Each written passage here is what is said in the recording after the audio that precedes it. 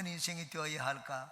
이와 같은 제목으로 말씀에 은혜를 나누겠습니다. 우리가 예수님을 믿으면 아브라함의 믿음을 본받아라 하는 그런 말을 종종 듣습니다. 아브라함은 우리 믿음의 조상입니다.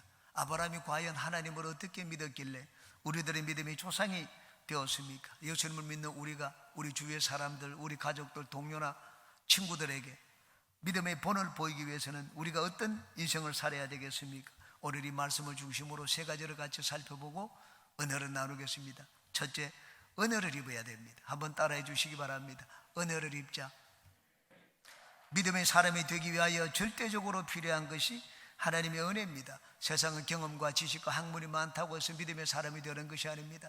내가 착하고 선하고 성실하게 열심히 인생을 산다고 해서 믿음의 사람이 되는 것이 아닙니다. 좋은 신앙의 집안에서 태어났다고 해서 그것이 믿음의 사람을 보장해 주는 것도 아닙니다. 교회 다닌 지 몇 년이 되었다, 나는 권사 장로의 직분을 받았다고 해서 믿음의 사람이 된 것도 아닙니다.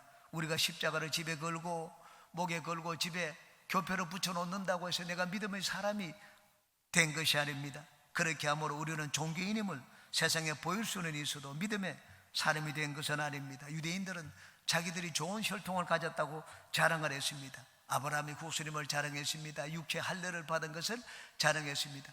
바울 사도는 그런 유대인들을 보고 그들을 본받지 말라고 했습니다. 손 할례당을 삼가라고 했습니다. 그들은 외모로만 하나님 앞에 진짜 아브라함의 후손임을 보였지 그 실제로 속마음이 아브라함의 후손이 된 것은 아닙니다. 아브라함과 같은 믿음의 사람이 되기 위해서는 은혜를 입어야 됩니다. 여기 아브라함의 믿음을 설명을 할 때 중요하게 사용하는 단어가 은혜입니다. 16절을 한번 보시기 바랍니다. 그러므로 상속자가 되는 그것이 은혜에 속하기 위하여 믿음으로 되나니, 은혜에 속하기 위하여 믿음으로 된다고 했습니다. 아브라함이 가졌던 믿음은 은혜 받은 믿음이었습니다. 아브라함이 우리들의 믿음이 조상이 된 것은 하나님의 은혜를 입었기 때문입니다. 어떤 은혜를 입었습니까? 백세의 자녀를 낳는 은혜를 입었습니다. 여러분, 아브라함이 보약을 먹어서 백세의 자녀를 낳은 것이 아닙니다. 그때는 아내 사라 여성이 이미 죽은 때였습니다. 아브라함의 남성도 죽은 때였습니다. 과학적으로 볼 때 아브라함과 사라는 자녀를 가질 수가 없었습니다. 그런데 하나님 말씀이 맞아 그들은 백세의 자녀를 갖게 되었습니다. 이런 것을 은혜라고 말을 합니다. 아브라함의 믿음을 설명하는 17절을 한번 보시기 바랍니다. 기록된 바 내가 너를 많은 민족의 조상으로 세웠다 하심과 같으니 그가 믿은 바 하나님은 죽은 자를 살리시며 없는 것을 있는 것으로 부르시는 이시니라. 여러분, 어떻게 죽은 자가 살아날 수가 있습니까? 하나님의 은혜가 임하면 그럴 수가 있습니다. 하나님의 은혜가 임하니 아브라함은 죽은 자를 살리시는 하나님을 믿었습니다. 없는 것을 있는 것처럼, 그리고 무에서 유를 만드시는 하나님을 믿게 되었습니다. 우리가 아브라함과 같은 믿음의 사람이 되기 위해서는 기적을 체험하는 은혜를 입어야 됩니다. 하나님의 은혜를 입으면 우리의 믿음의 차원이 달라집니다. 여러분, 아브라함이 처음부터 우리 믿음의 조상이 된 그런 믿음을 가졌던 것이 아닙니다. 하란을 떠나서 가나안 땅으로 가라고 할 때 하나님은 너 본토 친척 아버지 집을 떠나라고 했습니다. 그런데 친척 조카 롯을 데리고 갔습니다. 가나안 땅에 들어갔을 때 말씀에 순종하여 간 것 같았습니다. 그 당시 가나안에 기근이 들었습니다. 먹을 것이 없었습니다. 애굽으로 내려가면 거기는 비옥한 옥토가 있다. 그 말을 듣고 애굽으로 내려갔습니다. 하나님 앞에 묻지 않았습니다. 하나님, 이곳으로 오라고 해서 왔는데 여기 보니까 기근이 들어서 먹을 것이 없습니다. 내가 지금 어떻게 해야 되겠습니까? 애굽으로 내려갈까요? 묻지를 않았습니다. 자기 눈으로 보고 자기 생각으로 판단하기에 좋은 쪽을 택했습니다. 그래서 애굽으로 내려갔습니다. 애굽에서 아내를 잃을 뻔한 낭패를 만나게 되었습니다. 하나님의 언어로 가까스로 아내를 되찾았습니다. 그리고는 가나안 땅으로 다시 올라왔습니다. 가나안 땅에 올라오자 하나님이 복을 주셨습니다. 양들이 분생을 했습니다. 그러자 조카 롯의 목자와 자기의 목자들이 서로 우물물을 가지고 다투게 되었습니다. 양들이 많으니까 서로 같이 거할 수가 없었습니다. 그래서 마음의 상처를 받고 헤어지게 되었습니다. 아브라함은 나중에 깨달았습니다. 야, 하나님이 왜 친척 아비 집을 떠나라고 했는지 그 이유를 알 것 같았습니다. 하나님의 말씀이 새롭게 가슴이 와 닿았습니다. 아브라함이 하나님의 부름을 받았을 때 순종하여 길을 떠났습니다. 그렇다고 해서 완전히 하나님 앞에 순종하고 절대 신뢰하는 믿음의 사람이 된 것이 아니었습니다. 가나안 땅으로 온 지 10년이 지났습니다. 자식이 없자 아내 사레의 말을 들었습니다. 아내의 말을 듣고 여종 하갈과 동침했습니다. 서자 이스마엘을 낳았습니다. 이 말하면 이제는 내 피가 섞였기 때문에 나의 후손이 될 것이라고 생각을 했습니다. 하나님의 지시를 따른 것이 아니었습니다. 아내의 말을 들었습니다. 자기 육신의 생각과 그 육신의 몸에서 난 자였습니다. 하나님의 믿음으로 주신 자녀가 아니었습니다. 그러다가 나이 100세가 되어서 이삭을 낳는 하나님의 은혜를 입었습니다. 하나님의 은혜를 입자 아브라함은 이제는 차원이 다른 믿음의 사람이 되었습니다. 이스마엘을 내보내라. 여종 하갈도 다 집에서 내보내라고 했습니다. 두말하지 않았습니다. 많은 재물을 들려준 것도 아니었습니다. 떡 하나와 물 한 부대, 그것을 가지고 사막에 내쫓았습니다. 하나님을 믿었기 때문입니다. 그를 내보내라. 그러면 내가 그를 돌보겠다. 하나님을 믿고 떡 하나, 물 한 부대를 가지고 광야로, 사막으로 내보내었습니다. 하나님이 그 이스마엘을 살려주었습니다. 오늘날 아랍 조상의 민족의 조상이 되었습니다. 하나밖에 없는 독자 이삭이 자랐습니다. 청년이 되었습니다. 그러자 하나님이 독자 이삭을 모리아산에 가서 제물로 바치라고 했습니다. 청천벽력과도 같은 말씀이었습니다. 그런데 지금은 이제는 아브라함은 이전의 아브라함이 아니었습니다. 믿음의 차원이 다른 아브라함이 되었습니다. 아내와 상의하지 않았습니다.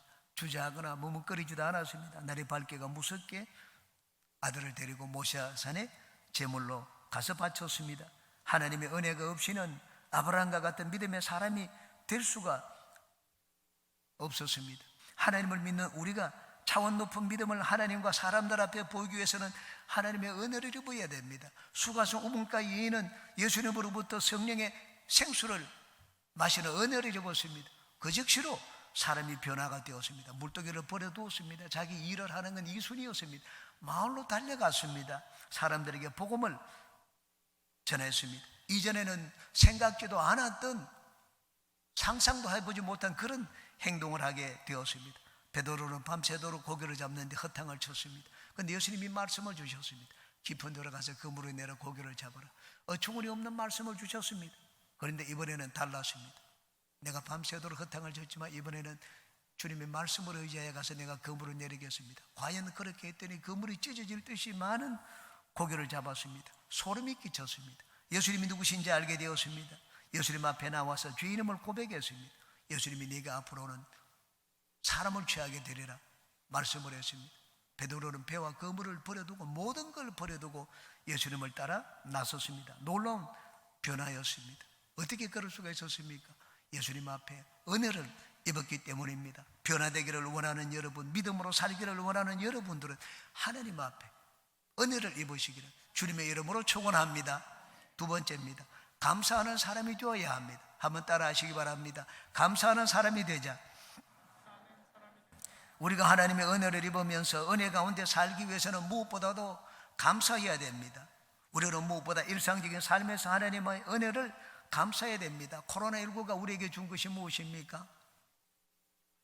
일상적인 삶에서의 은혜입니다. 일상적인 삶 자연스럽고 당연한 것인 줄로 알았습니다. 그러나 코로나를 만나고 보니 당연한 것이 아니었습니다. 일상적인 생활하는 그것이 하나님의 은혜였습니다. 저는 지난주에 코로나로 인하여 한 주간 동안 집 바깥에 나오지를 못했습니다. 일주일 만에 격리기간에 풀려서 처음으로 교회 출근을 했습니다. 아침에 교회 출근하면서 차로 운전을 했습니다. 일주일 만에 차를 몰았습니다. 창문을 열어놓고 바깥에 바람을 쐬었습니다. 그리고는 가속 페달을 밟는데 제일 처음 느낀 것이 내가 살아있구나, 내가 살아있구나 하는 것을 느꼈습니다. 여러분, 내가 움직이며 활동하며 살고 있는 바로 그것이 은혜입니다. 여러분, 내 삶의 모든 것을 누리게 해주신 그것이 하나님의 은혜입니다. 공기를 마시고 햇볕을 보고 숨을 쉬고 귀로 듣고 하는 이 모든 것이 하나님의 은혜입니다. 여러분, 내가 태어나기 전에 이 세상은 이미 존재합니다. 사람을 만들기 전에 하나님이 세상을 먼저 만드셨습니다. 아담과 하와를 만들기 전에 아담과 하와에게 필요한 모든 것들을 하나님이 만들어 주셨습니다. 아담과 하와가 태어나서 사는 것, 그것이 하나님의 은혜였습니다. 자기는 눈이 없어서 보지 못하고 그때는 깨어있지 않아 의식이 없었지만 하나님이 아담과 하와를 위해서 모든 것을 만들어 주셨습니다. 내가 깨닫지 못해도 하나님은 내가 살 수 있도록 모든 것을 다 마련해 주셨습니다. 하나님의 은혜입니다. 단지 내가 모르고 지날 뿐입니다. 3일만 볼 수 있다면 이라는 수필집이 있습니다. 눈 앞도 보지 못하고 듣지도 못하고 말도 못하는 헬렌 켈러가 1933년에 쓴 수필집입니다. 거기 보면 이런 내용이 나옵니다. 만약 내가 이 세상을 사는 동안에 유일한 소망 하나 있다고 하면 그것은 죽기 직전에 꼭 3일 동안만 눈을 뜨고 보는 것이다. 만약 내가 눈을 뜨고 볼 수 있다면 나는 나의 눈을 뜨는 그 첫 순간 나를 이만큼 가르쳐주고 교육을 시켜준 나의 선생 슬리반을 찾아가겠다. 지금까지 그의 특징과 얼굴 모습을 내 손끝으로 만져서 알던 그의 인자한 얼굴 그리고 아름다운 몸매 등을 몇 시간이고 물끄러미 보면서 그의 모습을 나의 마음속 깊이 간직해 두겠다. 다음에 친구들을 찾아가고 그 다음엔 들로 산으로 산보를 가겠다. 바람에 나풀거리는 아름다운 나뭇 잎사귀들, 들에 피어있는 예쁜 꽃들과 풀들, 그리고 저녁이 되면 석양에 빛나는 아름다운 노을을 보고 싶다. 다음날 이른 새벽에는 문동이 트는 웅장한 장면, 아침에는 메트로폴리탄에 있는 박물관, 오후에는 미술관, 그리고 저녁에는 보석 같은 밤하늘의 별들을 보면서 하루를 지내고 마지막 날에는 일찍 큰 길가에 나가 출근하는 사람들의 얼굴 표정들을 보고 싶다. 아침에는 오페라 하우스, 오후엔 영화관에서 영화를 감상하고 싶다. 그러다 어느덧 저녁이 되면 나는 건물의 숲을 이루고 있는 도시 한복판으로 나와서 네온사인이 반짝거리는 거리, 쇼윈도에 진열되어 있는 아름다운 상품들을 보면서 집에 돌아와 내가 눈을 감아야 할 마지막 순간에 나는 이 3일 동안만이라도 볼 수 있게 하여 준 나의 하나님께 감사한다고 기도를 드리고 영원히 암흑의 세계로 돌아가겠다. 헬렌 켈러가 쓴 수필집입니다. 내가 사흘 동안만 볼 수 있다면 모든 것을 감사하겠다. 그렇게 마무리 짓고 있습니다. 오늘은 눈으로 보고 귀로 듣고 입으로 말을 하며 살고 있으니 참으로 하나님의 은혜 가운데 살고 있는 것입니다. 여러분, 하나님을 믿지 않는 세상 사람들이 하나님께 짓는 죄 중에 가장 큰 죄가 무엇입니까? 은혜를 받아서도 감사하지 않는 죄입니다. 로마서 1장은 이렇게 말씀을 합니다. 하나님을 알되 하나님을 영화롭게도 아니하며 감사하지도 아니하고 오히려 그 생각이 험악해지며 미련한 마음이 어두워졌나니 우상을 성결의 그런 범죄를 짓고 있습니다. 예배시 우리가 부르는 찬송가 가사를 생각해 보십시오. 오늘도 우리가 불렀습니다. 은혜가 아니면 살아갈 수가 없네. 우리가 숨쉬는 호흡 이마저도 하나님의 은혜라고 우리는 노래를 불렀습니다. 이 세상에 당연한 것이 하나도 없습니다. 모든 것이 하나님의 은혜입니다. 그러므로 우리는 하나님의 은혜에 감사할 줄 알아야 됩니다. 20절을 한번 보시기 바랍니다. 믿음이 없어 하나님의 약속을 의심하지 않고 믿음으로 경고하여 줘서 하나님께 영광을 돌리며, 하나님이 75세 아브라함을 부르실 때 자녀를 주시고 큰 민족을 이루겠다는 약속을 주셨습니다. 그런데 24년이 지날 때까지 자녀를 주시지 않았습니다. 99세에 하나님이 나타나가지고 너는 내 앞에 완전하라. 나는 전능하신 하나님이니 너 생각을 바꾸라고 했습니다. 그러고는 내년에 이맘때 자녀를 주겠다고 했습니다. 아브라함이 그 말을 듣고 난 다음에 하나님 무슨 말씀하십니까? 75세 24년 전에 자식을 주겠다고 했으면 뭐 진작 주실 것이지. 이제 나의 모든 소망이 다 끊어졌습니다. 아내 살에 월경이 끊어지고 나는 남성이 죽고 자녀를 가질 수 없는데 지금 와서 자식을 주겠다니 뭐 무슨 말씀을 하십니까? 아브라함이 하나님께 그렇게 따지지를 않았습니다. 원망하지도 않았습니다. 그 말을 듣자 감사했습니다. 믿음이 흔들리지 않고 하나님 앞에 영광을 드렸다고 했습니다. 하나님 앞에 감사를 드렸습니다. 지금까지 믿음이 흔들리지 않도록 믿음의 사람으로 길러주시니 얼마나 감사합니까? 게다가 막 내 마음대로 내 뜻대로 여종과 동침을 해서 자녀를 낳았지만 그래도 내 피가 섞인 아들과 10년이 넘게 살았으니 그것도 얼마나 감사합니까?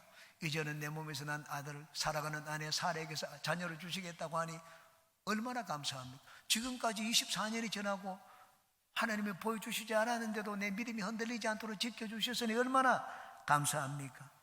모든 것이 감사할 일이었습니다. 그래서 하나님 앞에 영광을 드렸습니다. 우리가 뒤돌아보면 내 삶에 하나님의 은혜 아닌 것이 없습니다. 우리가 당연한 것 같지만 당연한 것 하나도 없습니다.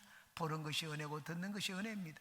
발을 딛고 살아가는 그것이 은혜입니다. 가정을 주신 것도 은혜입니다. 살만한 직장을 주신 것도 은혜입니다. 그러므로 감사는 은혜를 입은 자의 마땅한 도리입니다. 우리가 은혜를 입으시면 마땅히 감사해야 됩니다. 기도하면 하나님이 들어주시지 않습니까? 하나님의 응답을 받으시면 마땅히 감사해야 됩니다. 시편 76편입니다. 너희는 야훼 너희 하나님께 서원하고 갚아라. 사방에 있는 모든 사람도 마땅히 경유할 이에게 예물을 드릴지로다. 하나님은 우리의 예물을 받으시기에 합당한 분입니다. 믿는 자에게도 은혜를 베푸시고 믿지 않는 자에게도 은혜를 베푸시고 기도한 자의 기도도 들어주시고 그리고 세상의 모든 만물들 들에 피는 백합과 공중에 나는 새들까지 하나님이 먹이시기 때문입니다. 하나님 앞에 합당한 영광과 예물로 하나님께 경유하라 그렇게 말씀을 했습니다. 우리는 은혜를 받았기 때문만이 아니라 우리가 하나님의 지속적인 은혜 가운데 살기 위해서 늘 감사해야 됩니다. 감사가 우리 삶의 습관이 되어야 됩니다. 여러분, 감사는 일주일에 한 번만 드리는 것도 아니고 예배 시에 드리는 것만도 아닙니다. 감사는 하나님을 믿는 최고의 믿음의 삶입니다. 감사는 삶입니다. 어디서부터 감사가 출발합니까? 감사는 받아들이는 데서부터 출발합니다. 여러분, 모든 것을 받아들여야 됩니다. 나 왜 이 몸에 질병이 있습니까? 여러분, 그것을 받아들여야지 하나님 앞에 감사하게 됩니다. 받아들이지 못하면 원망 불평이 마음에 도사리고 있습니다. 항상 감사하기 위해서는 받아들일 줄 알아야 됩니다. 아브라함은 하나님을 믿으니 모든 것을 받아들였습니다. 자식을 주시지 않는 것도 받아들였습니다. 24년 동안 하나님이 기다리게 하신 그것도 받아들였습니다. 환경을 탓하지 않았습니다. 하나님을 원망하지 않았습니다. 여러분, 하나님을 믿고 받아들이게 되면 하나님께 감사하게 됩니다.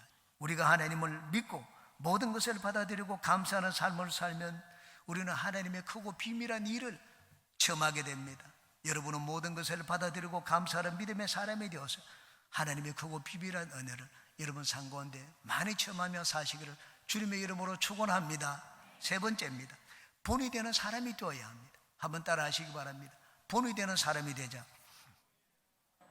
아브라함의 믿음은 본이 되는 믿음이었습니다. 22절 이하를 보시기 바랍니다. 그러므로 그것이 그에게 의로 여겨졌느니라.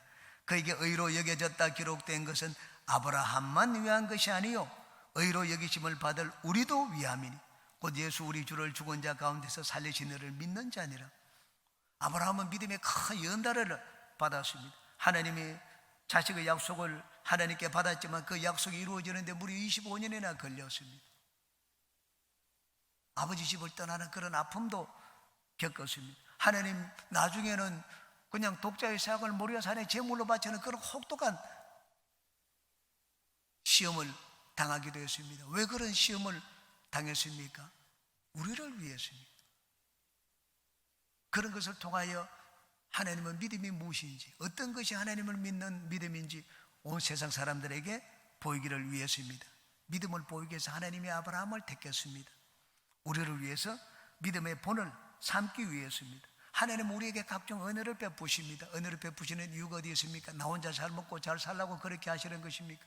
물론 하나님의 은혜를 입으면 내가 복을 받죠. 그런데 하나님이 우리에게 은혜를 주시는 이유나 목적이 있습니다. 많은 사람 앞에 나를 내어놓기 위해서입니다.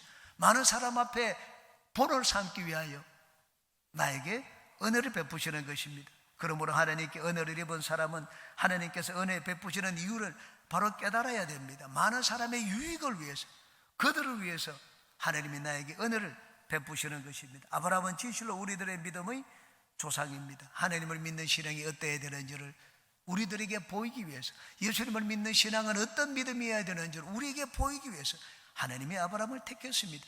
하나님이 택했기 때문에 그 믿음을 세상 사람들에게 보이는 본으로 삼으시려고 했기 때문에 아브라함은 모진 시험을 겪기도 했습니다. 믿음으로 살았습니다. 하나님은 요셉에게 큰 은혜를 베풀어 주셨습니다. 감옥에 있는 일개 진짜 이방인이요 죄수의 신분에서 순식간에 애굽의 총리가 되는 그런 은혜를 입혀 주셨습니다. 나중에 아버지 야곱이 임종하고 난 다음에 형들이 와서 거짓 유언장을 가지고 와서 살려달라고 변명을 했습니다. 그때 요셉 형들이 이렇게 얘기를 했습니다. 창세기 50장 20절입니다. 당신들은 나를 헤아려 하였으나 하나님은 그것을 선으로 바꾸사 오늘날과 같이 많은 백성의 생명을 구원하려 하셨다고 했습니다. 나는 하나님께 구원을 받은 사람입니다. 내가 하나님의 구원의 은혜를 입었으니 이 구원의 은혜를 난 많은 사람들에게 나누어 줘야 될 그런 책임과 의무가 있다고 했습니다. 하나님이 왜 나에게 구원의 은혜를 베푸셨는가? 왜 나를 살려주셨는가? 많은 사람을 너도 살리라고 나에게 이런 은혜를 베풀어 주셨다고 했습니다. 하나님께 특별한 은혜를 입은 사람은 어떠한 삶을 살아야 되겠습니까? 여기 아브라함처럼 우리도 본이 되는 삶을 살아야 됩니다. 선을 행하는 본이 되는 삶을 살아야 됩니다. 교회를 사랑하고 섬기는 본이 되는 삶을 살아야 됩니다. 구제하고 나누고 베푸는 본이 되는 삶을 살아야 됩니다. 복음을 전하고 영혼을 구원하는 본이 되는 삶을 살아야 됩니다. 하나님이 바울 사도에게 특별한 은혜를 베풀어 주셨습니다. 왜 그렇게 하셨습니까? 본으로 삼기 위해서입니다. 디모데전서 1장 16절입니다. 그러나 내가 긍휼을 입은 까닭은 예수 그리스도께서 내게 먼저 일체 오래 참으심을 보이사 후에 주를 믿어 영생 얻는 자들에게 본이 되게 하려 하심이라. 이런 자가 구원을 받고 하나님의 일꾼이 되었는데 나는 너무 큰 죄를 지었기 때문에 도저히 용서를 받을 수가 없습니다. 나 같은 자는 구원받을 수가 없습니다. 그렇게 말할 자가 어디 있겠느냐고 했습니다. 나는 도저히 아니라고 말하는 자는 나와 보라고 했습니다. 이 바울 사도를 보라고 했습니다. 하나님이 세상에 어느 누구도 나는 아니라는 말을 할 수 없도록 하기 위하여 그렇게 큰 죄를 지은 바울 사도를 용서하시고 그를 구원해 주셨습니다. 본으로 삼기 위해서였습니다. 우리는 다 높아지고자 합니다. 지도자가 되고자 합니다. 그런데 진정한 지도자가 누구입니까? 본이 되는 자가 진정한 지도자입니다. 주님을 섬기는데 여러분 직분을 받은 자가 지도자가 아닙니다. 본이 되는 자가 지도자입니다. 세상에서도 주위 사람들의 인격과 말과 행동과 삶에 영향을 끼치는 본이 되는 자가 지도자입니다. 높은 자리에 있다고 해서 지도자인 것이 아닙니다. 본이 되는 것이 중요합니다. 하나님은 우리에게 각종 은혜를 베푸시는 이유가 있습니다. 그것은 본을 삼기 위해서입니다. 바울 사도는 하나님의 은혜에 합당한 삶을 살았습니다. 많은 사람들에게 영향을 끼치는 본이 되었습니다. 바울 사도의 별명이 연병이었습니다. 전염병이었습니다. 그는 가는 곳마다 사람들을 전염시켰습니다. 자기가 믿는 예수를 그 사람에게 전염시켜서 그들도 자기와 같은 기독교인으로 만들었습니다.